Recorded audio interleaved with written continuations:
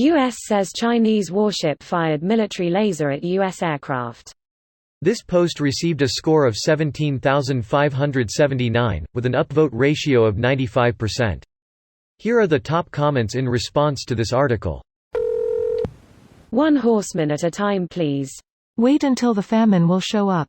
Do locusts count? That's still under pestilence.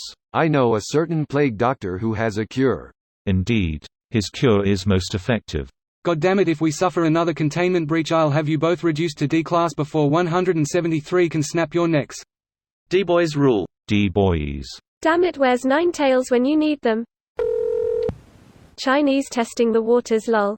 I'd say China wasted its share of global goodwill very rapidly over the past half a year or so. Do they really want to test it further? China has concentration camps and has been harvesting organs of minority groups for well over a decade, and no one will do shit. They can and will continue to do whatever they want as long as they stay close enough to home. Edit, since the trolls keep begging for evidence, here's hours of reading and documentation you won't click on and argue aren't trustworthy. I was watching this show, What on Earth, where they look at unexplained satellite pics. A fucking island appeared out of nowhere in the South China Sea, in an area that's highly contested by all the countries around there. This island turned out to have a runway capable of handling the world's largest military planes and a port capable of holding the largest aircraft carriers in the Chinese fleet. Turned out China plopped a fucking island in there that strategically told the other nations if they want some, come get some. And nobody did shit about it. They're far past testing waters. That sounds insane. I'm gonna see if I can check that episode out because that's some weapons-grade dick waving there. It's beyond time to move the supply chains to other places. China has basically shut down a lot of their manufacturing lines. You can shut them down pretty easily, but bringing them up is a much more difficult process.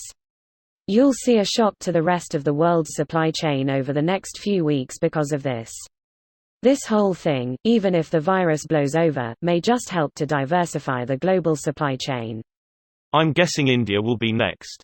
Lots of poor desperate people to employ for very cheap labor. Vietnam. A lot of manufacturing has already moved there from China over the last few years. Vietnam is just too small to replace China completely. India is not, even if it's not quite as big, it's growing fast.